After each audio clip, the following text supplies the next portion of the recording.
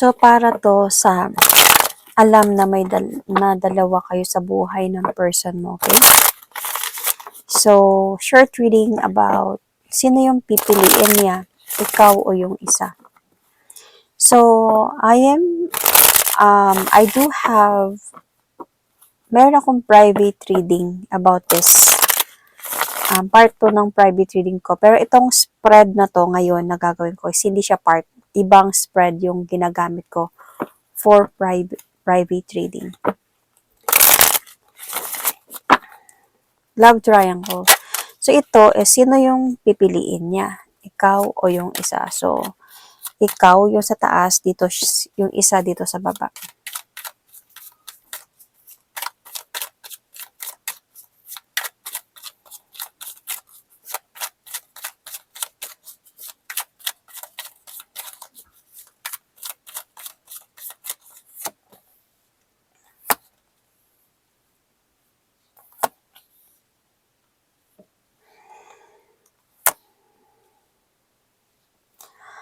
Actually, yung sitwasyon ninyo ngayon is mabigat na problema ang pinagdadaanan. Pamilya kasi kayo. Kayo yung pamilya. Kayo yung may commitment, may serious commitment. Naghiwalay kayo actually. Hiwalay kayo nito or almost ganun na. Papunta na kayo doon. Kasi may umalis naman na. May umalis na dito eh. Pero alam mo, sa part mo dito, hoping ka pa rin talaga na maayos kayo. Na mag-offer siya sa'yo ng second chance. You are manifesting pa rin talaga na bumalik siya at ayusin ang lahat. Na mabuo kayo ulit. Ang bigat pa din para sa'yo yung mga nangyayari actually. Your person is still connecting naman. Kahit pa siguro sabihin natin na may umalis na dito. Kasi nga siguro dahil pamilya kayo, baka may responsibility kayo. Kasi nandyan pa rin siya. But the thing here is, hindi na siya nagiging totoo. So, hindi na siya nagiging totoo sa'yo. I don't know kung yun yung feeling mo. Yeah, hindi na. Parang nasa point na talaga ngayon na he's trying to take that leap of faith towards a new beginning. But then, parang mahirap na siyang paniwalaan. Parang ganyan. Mahirap na talaga siyang paniwalaan dahil sa mga nangyayari. Lalo na because of this person.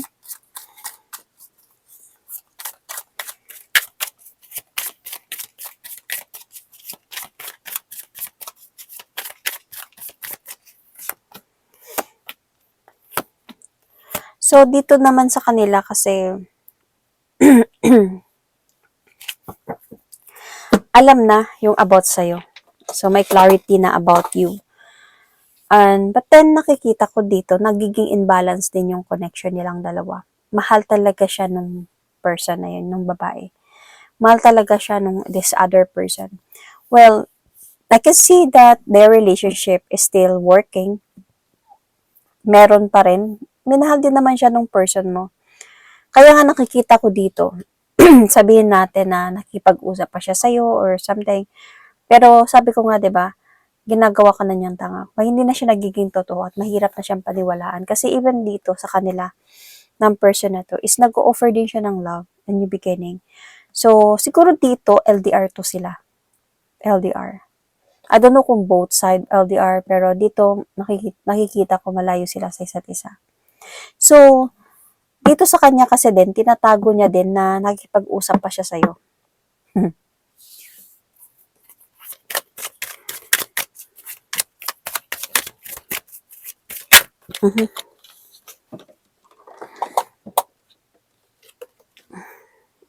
See?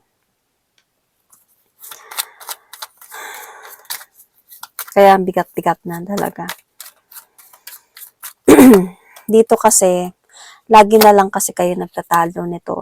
So, yung love nagpe-fade away na talaga. Parang, kaya nga may umalis na dito, parang dahan-dahan nang umaalis eh. Kahit pa nag-uusap pa kayo dito, might be para sa bata, mga anak ninyo ba or something, or kayo pa rin ba, like together pa rin kayo, pero hindi na kayo okay. as a point na on your part, you are still manifesting na ma-okay din kayo. Pero nagpe-fade away na yung love dito. You're still thinking about or holding sa mga promises ng person na to.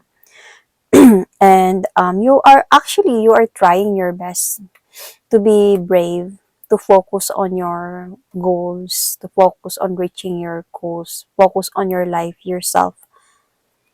But then, syempre hindi mo matitiis mahal mo talaga tong person na to. And syempre, parang aasa ka pa rin talaga na maayos kaming dalawa nito. Kahit ba sabihin natin na meron ng clarity na may third party involved dito, since meron pa kayong connection, dalawa, you are really still hoping na sana maayos kami. Mahal mo kasi to.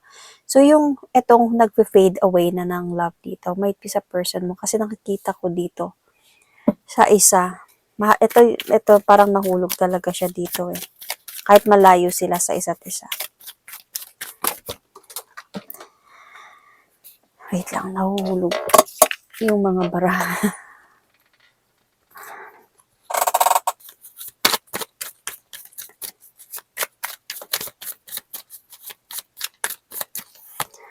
So, dito kasi sa isa, dito sa isa, parang gusto niya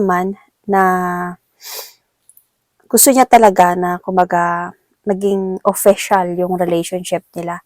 Ang problema niya is, paano yung sasabihin mo, sasabihin ng pamilya niya, pamilya mo, ng mga kakilala ninyo, yung judgment.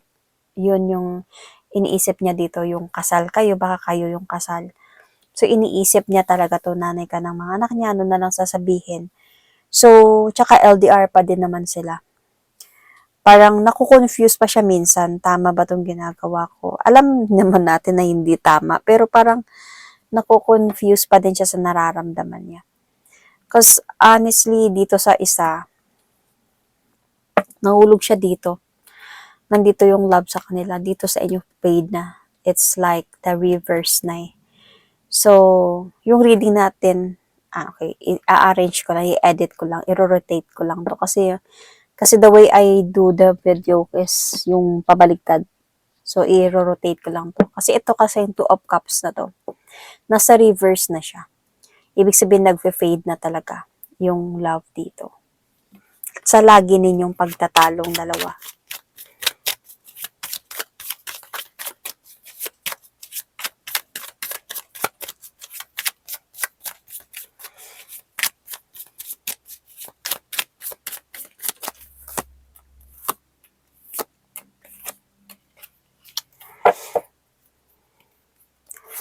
So, dito na tayo sa kung sino man yung mas pipiliin niya.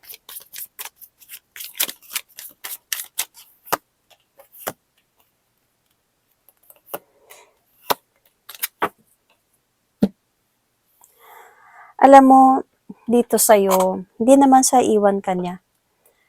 He will try na i-convince ka na kahit hindi siya sure, he will try to convince you na ayusin ninyo to.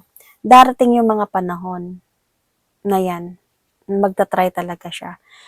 Pero nandyan na yung pain talaga. Kumbaga, syempre sa daming mga nangyayari, nag-aantay ka sa wala, na instead of ayusin niya na, parang madami pang mga nangyayaring away, problema, and sa kanila, mas nagiging strong yung connection or something.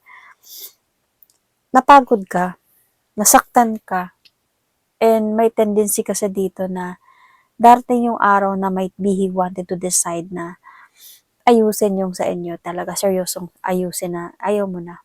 Kaya magsisisi siya dito Darating yung araw, magsisi talaga siya na ito na yung nagiging decision mo.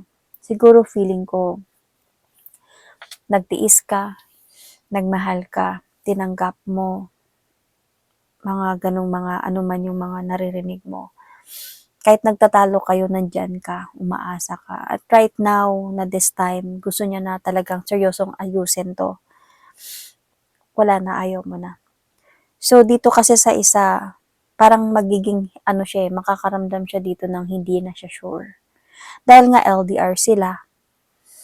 And baka hindi pa talaga sila magkikita, darating na lang yung panahon na yan, wala pang pagkikita na nangyayari, parang magiging ano siya, hindi na siya sure sa relationship nila. So, during that time in the future, you're going to try not to convince you, ayusin talaga ng seryoso yung pagsasama ninyo. Wala na, ayaw mo na. Kaya dito siya parang magsisisi sa ginawa niya. Dito kasi may ipit na siya sitwasyon dito eh. Isa pa dito, siguro dito sa sitwasyon na to, dahil LDR sila, baka may maririnig din siya about his person na may ibang naliligaw, may ibang kinakausap. Kasi LDR din to eh. So, mababad trip siya, magsaselo siya, madidisappoint siya, and marirealize niya yung gaano mo siya kamahal, na nandyan ka, then huli na ang lahat. So, dito may ipit siya sa sitwasyon ngayon dito talaga. Hindi kasi siya sure na magkikita silang dalawa eh. So, sino ba yung pipiliin niya? Supposed to be ikaw yung pipiliin niya. Ang ano dito is ikaw yung umayaw dito.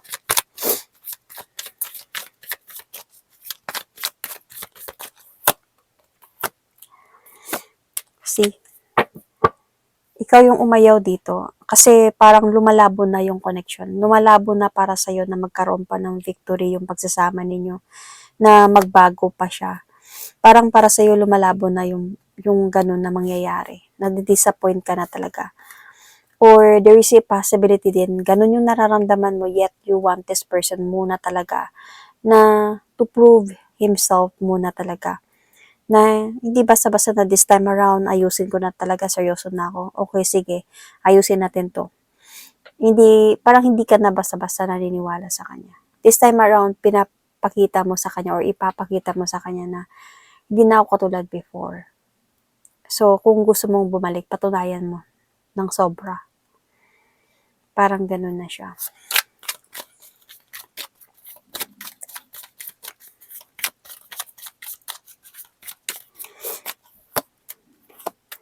Dito sa kanila, maghiwalay man to sila. Definitely. Kasi babalik man siya sa'yo. So, dito sa kanila, maghiwalay to silang dalawa. At saka, either i-ghost niya to or after ng breakup, hindi na niya to kakausapin. Basta may separation na mangyayari sa kanila dito. Mahirapan man sila ipaglaban yung relasyon nila dito. And mas pipiliin ka niya in the future.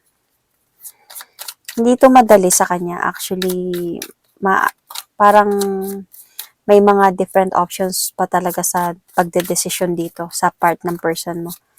Pero ito talaga yung nakikita ko pa magiging desisyon niya na ikaw pa rin yung pipiliin niya. So, sa outcome ninyo, dito,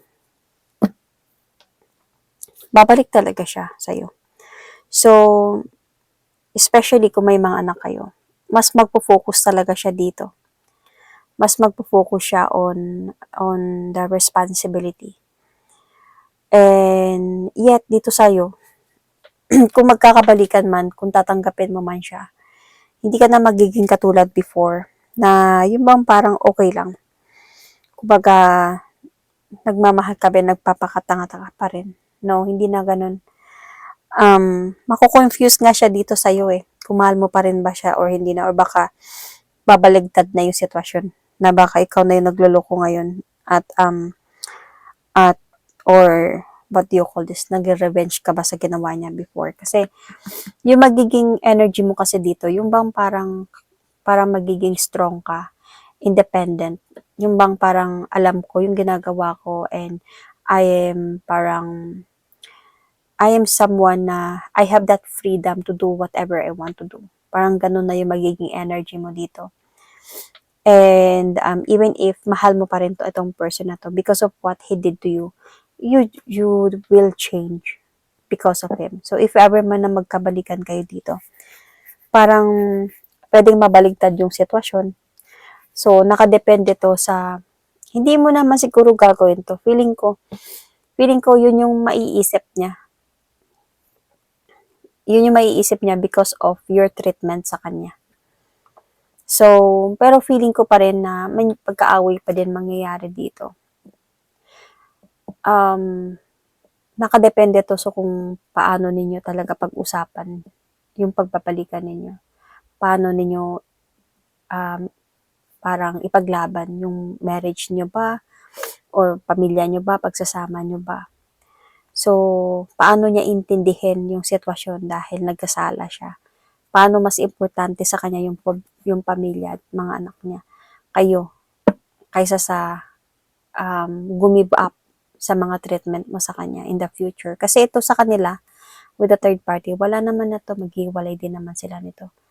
So, nakadepende talaga to sa person mo at saka nakadepende din to sa'yo kung hanggang kailan mo siya bibigyan ng pagsubok in a way na test to prove kung gaano na siya ka totoo this time sa pamilya ninyo or sa'yo. So, yun.